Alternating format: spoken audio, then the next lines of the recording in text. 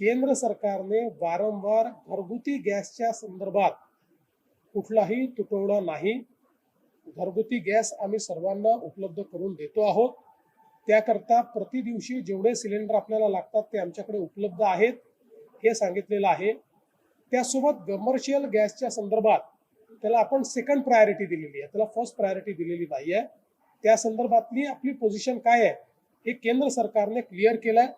जाणीवपूर्वक लोकांच्या मनात संभ्रम तयार करायचा, लोकांना रांगेत उभं करायला लावायचं.